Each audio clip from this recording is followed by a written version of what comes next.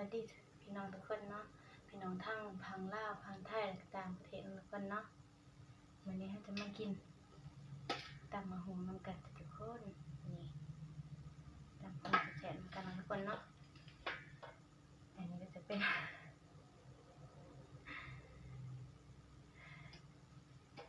ตำคือเก่าทุกคนเนาะตำมาทุกคนมันยังไม่ได้ซื้อมันนะทุกคนเนาะอันนี้ข้าวห้าวทุกคนช่วยกินข้าวแดงกับโบเล่ทุกคนมากระเดิกเนาะกินข้าวเดิกเนาะทุกคนเนาะก็หน่อยเด้อทุกคนเขาหน่อยนะ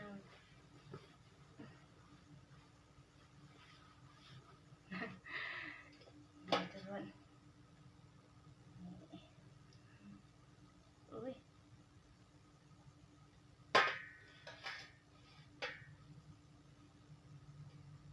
มาแซ่บๆกันจ้ะกินอยู่ห้องนอนทุกคน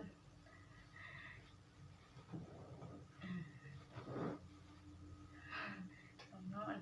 เขาเองเนาะเดินงานบาง8:30เนาะ8:30ไปทุกคนเนาะ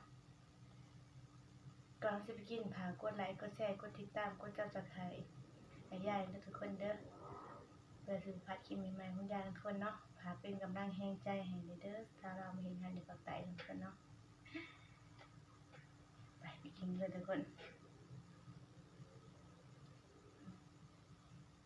ทำมาของเราทุกคน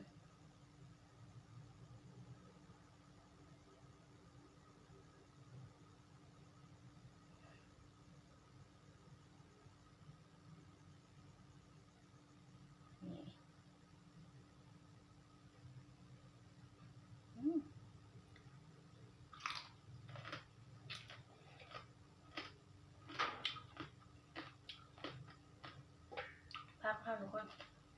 พักดีเนาะดอกทั่วเรามาเคลื่อนทุกคนเนาะยังเป็นทีกับปุ่นนั่นทุกคน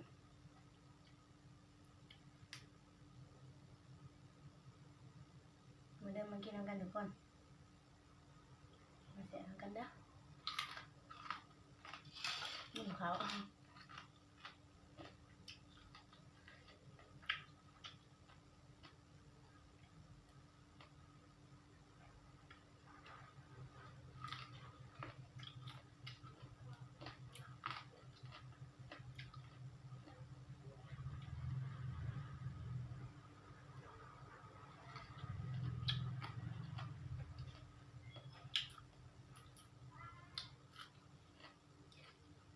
พักที่ใหญ่ทุกคน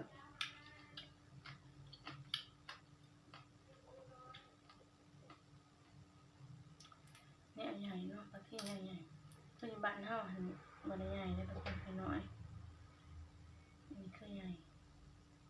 พักที่ใหญ่เด้อ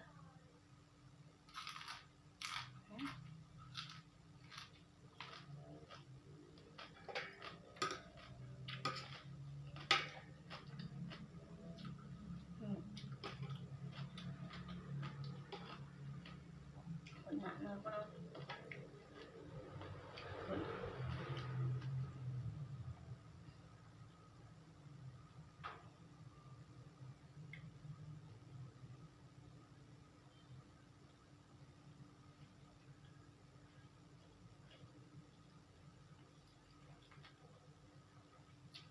เยอะมากขึ้นเลยทุกคนถ้าเราอาบน้ำ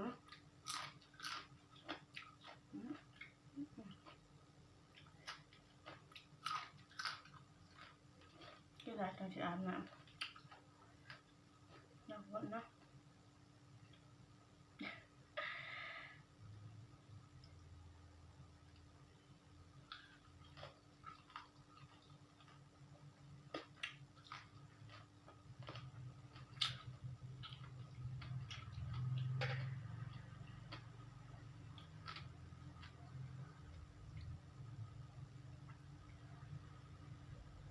กดติดตามส่งของยายได้ทุกคนอย่าพากินพาเที่ยวทุกคนเนาะอันนี้ถ้าท่านมีเวลาไปเที่ยวทุกคนเนาะมีเวลาเห็นงานทุกคน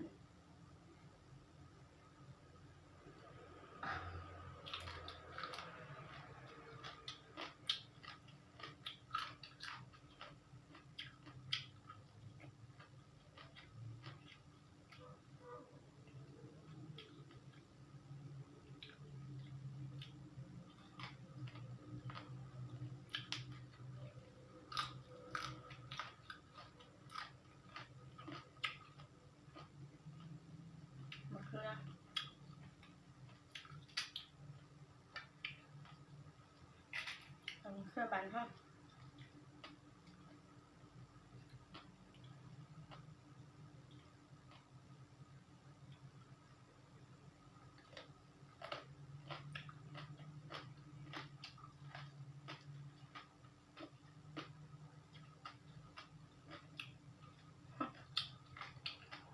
แซ่บทุกคน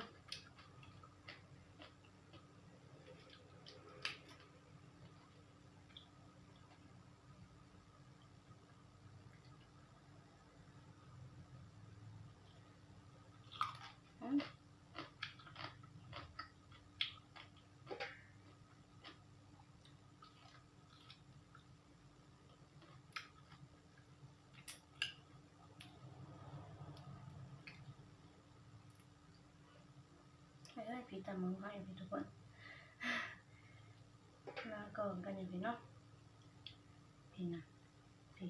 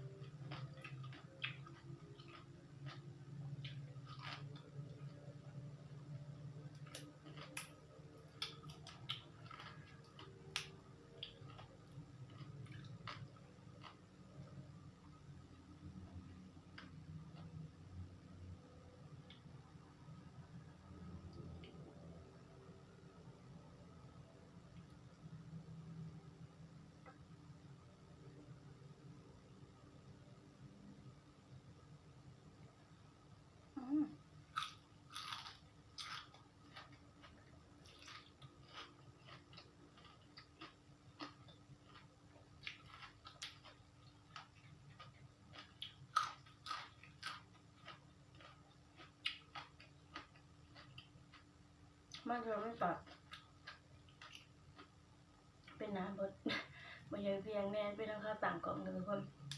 ข้าวต่างกล่องบดเที่ยง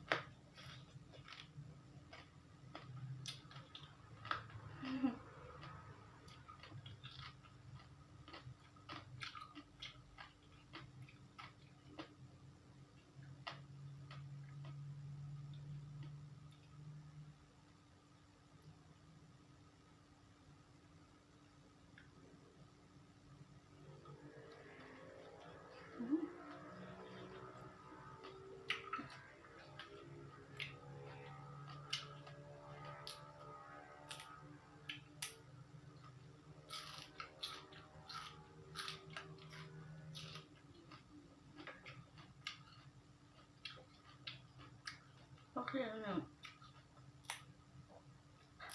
ใครกว่ากี่เราเนี่ยขากนะทุกคนเราบ้านเฮาเนาะกินกับลาบกระแสไปทุกคน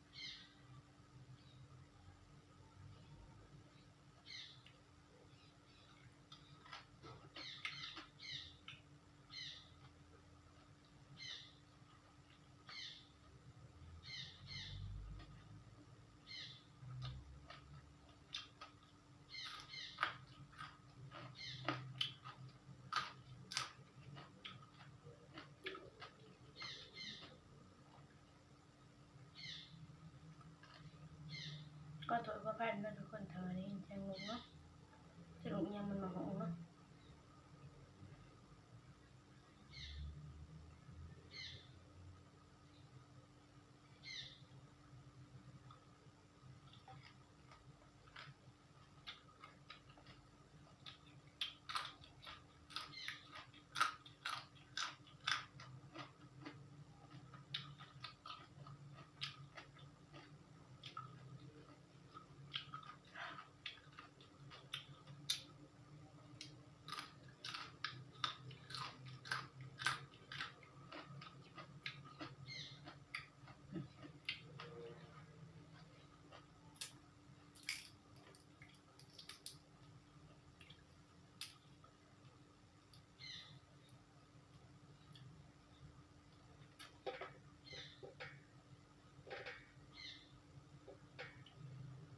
กินข้าวก็ได้นะทุกคน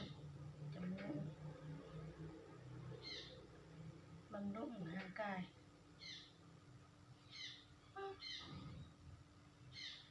เหม็นนกแมวว่ะ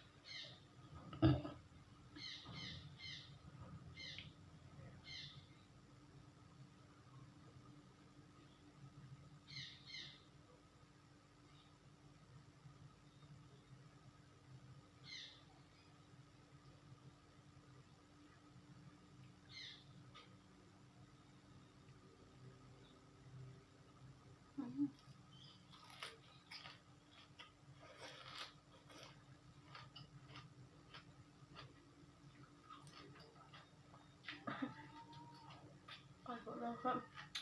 แล้วผ่านสุดไม่เสร็จแล้ว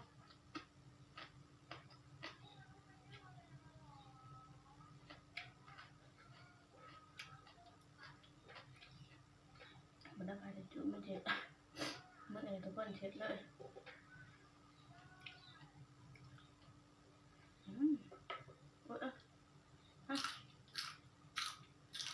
ตัดหนาวครับกะมั้ยตัดหนาว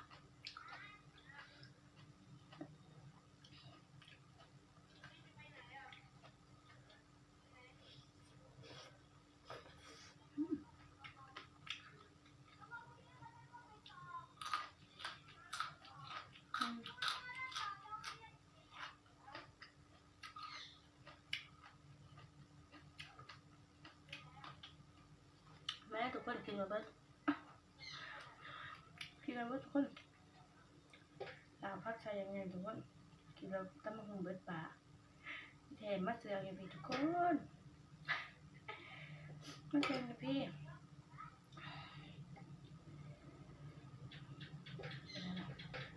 เนาะนี่นานอีกได้ทุกคนเลย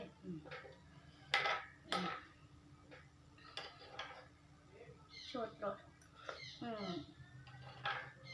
หนังนอนทุกคนเนาะกินมาตั้งมาหุงเบิดปากทุกคนเจ้าใส่มาใส่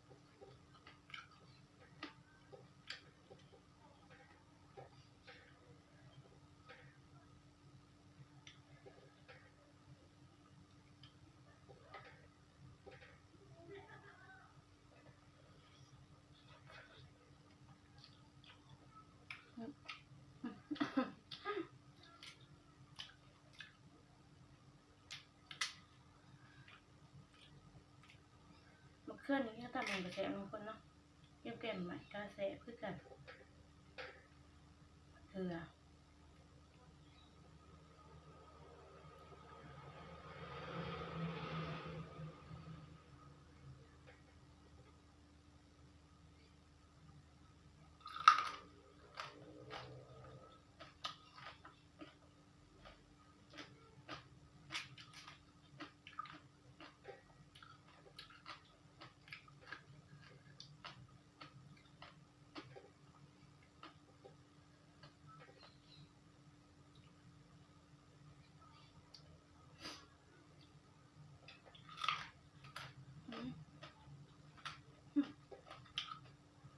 นุ่มก็เอาตัวนี้มันก็นุ่ม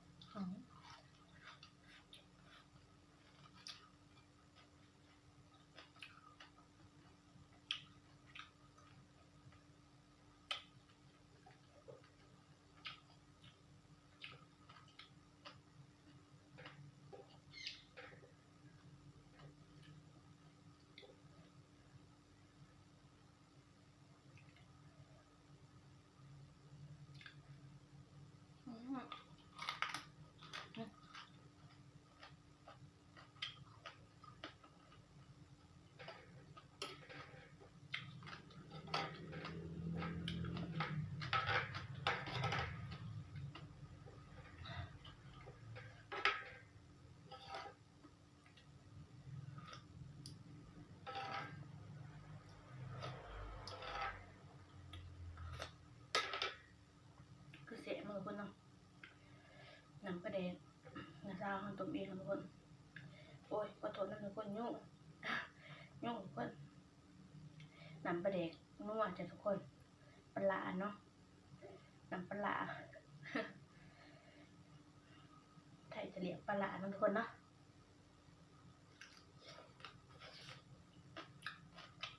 ด่างก็ได้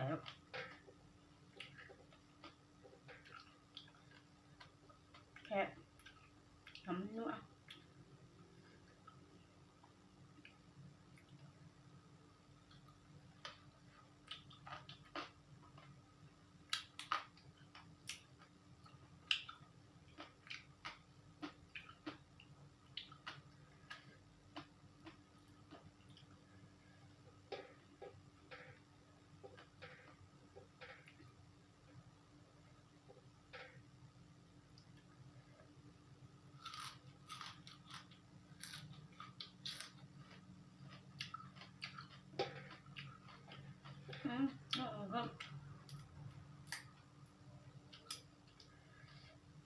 ผักมันคือกรอบมากทุกคน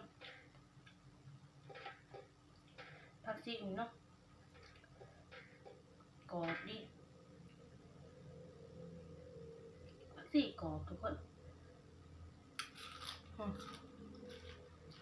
กว่า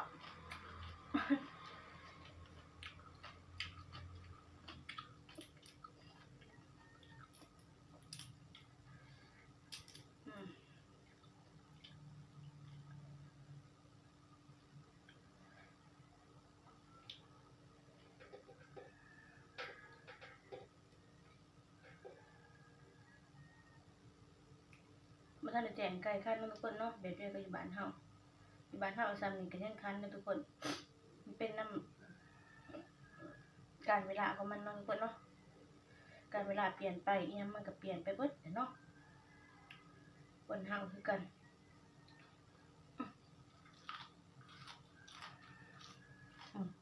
ก็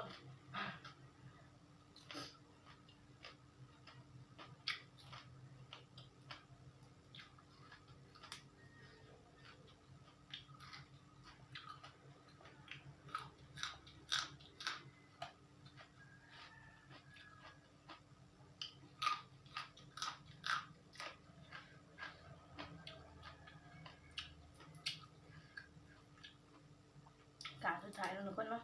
เฮาสิม่วนเขาเลยลูก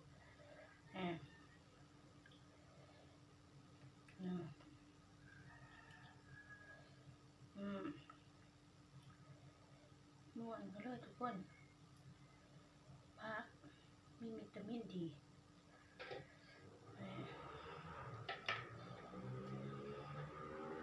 เกลือเนาะ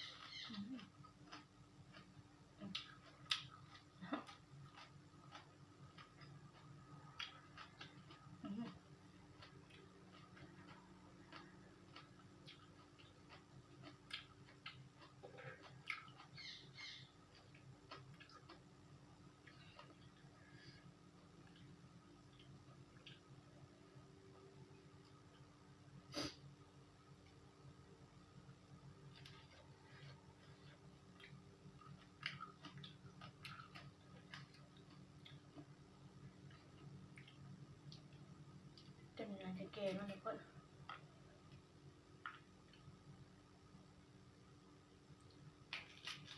แก่ทุกคนมันแก่นี่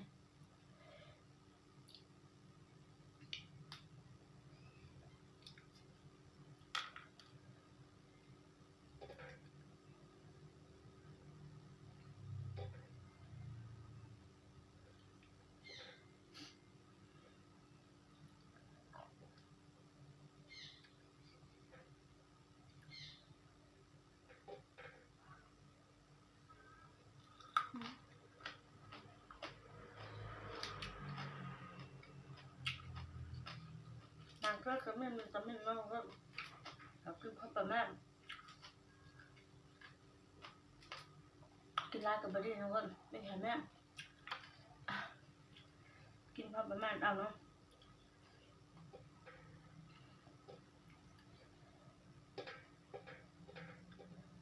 ไม่ใช่ตอนหุงข้นเบิดแล้วตอนยังทำเบิดแล้วทุกคนเนาะมะละกอจ้ะ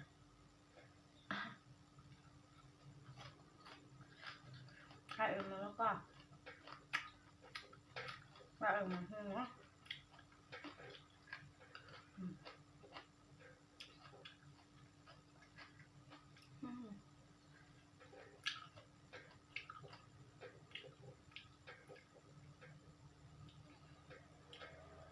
ก็คือเสร็จแล้วทุกคน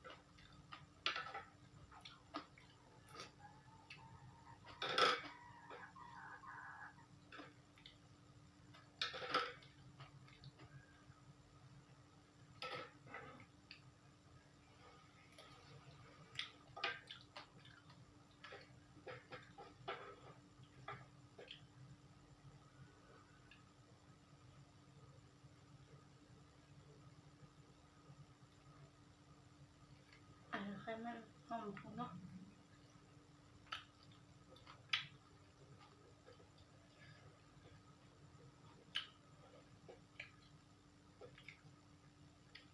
โอ้ยนุ่มคน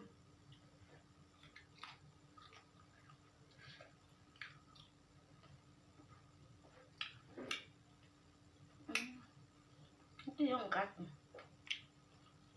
ขึ้นจูมันยุ่งกัดแล้วก็นะกดก็เลยความเจ็บมันก็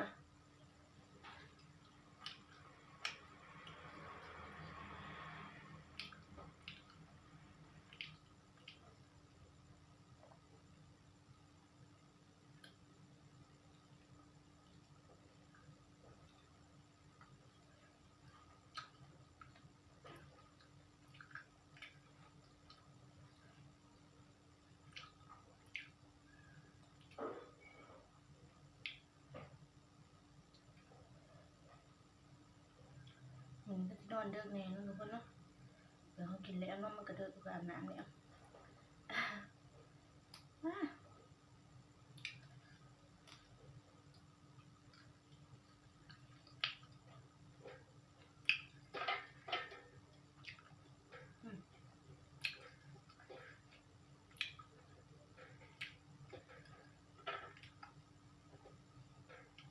พี่เปิดทุกคน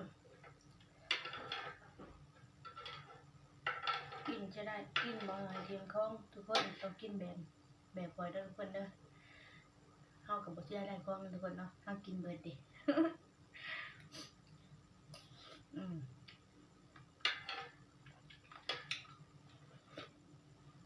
อืม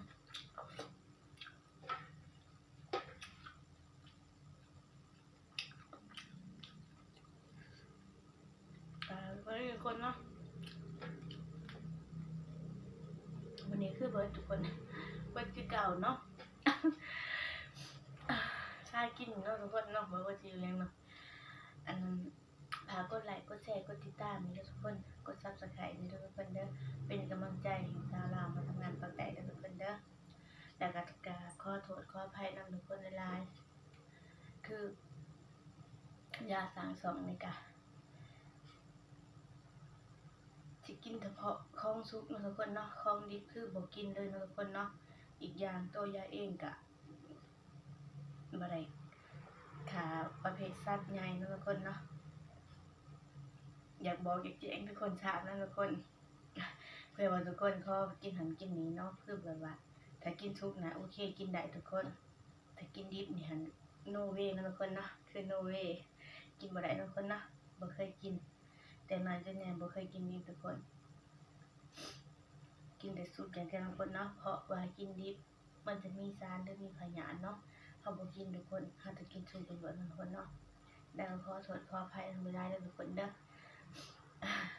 ช่องนี้อาจจะทางโมนะทุกคนเนาะเพราะว่าบอกกินดิบนะทุกคนเนาะกินสุกอย่างเดียวทุกคนและบ๊ายบายทุกคน